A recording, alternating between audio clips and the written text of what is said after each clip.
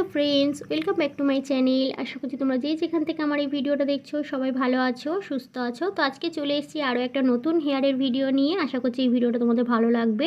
আর আজকের ভয়েস দিচ্ছি তার কারণ হচ্ছে কি যে আমি ভয়েস না দিলে তোমরা হয়তো বুঝতে পারতে না। এটা হচ্ছে আমার সেই ননদ, যেই ননদের ভিডিও তোমরা প্রায় দেখো, আমাকে চুল বেঁধে দিচ্ছে, নালে চুল কেটে দিচ্ছে, নালে চুল ছেনে দিচ্ছে। সেই ননদ আজকের আমার বাড়িতে এসছে, ওকে একটু চুল বেঁধে দিতে হবে। দুদিন আগে আমি একটা কালো শাড়ি পরে একটা হেয়ারস্টাইল করেছিলাম, ওই হেয়ারস্টাইলটা ওর ভীষণ পছন্দ হয়েছে। তাই ও এসছে আমার কাছে যে বৌদি আমাকে ওই চুলটা বেঁধে দাও।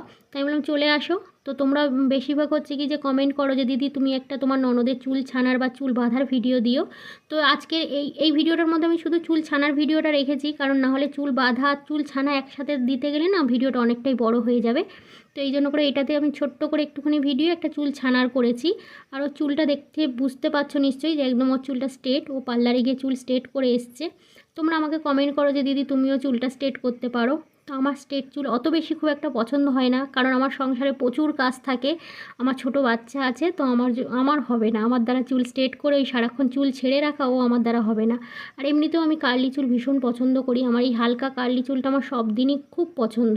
আগে একটু ঢেউ খেলানো চুলটা ছিল, এখন আর সেই ঢেউ খেলানোটা বোঝা যায় না, কারণ অনেকটা পরিমাণে আমার চুলটা উঠে গেছে, যাওয়ার পরে এখন এইরকম চুল হয়েছে। তো কি করা যাবে আর।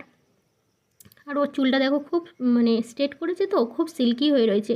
চুলের পিছনে ভীষণ খরচা করে জানো, ওই জন্য করে দেখো আস্তে আস্তে চুলগুলো সব উঠে যাচ্ছে। তো চলো এই ভিডিওটা এইটুখানিই করেছি, হ্যাঁ।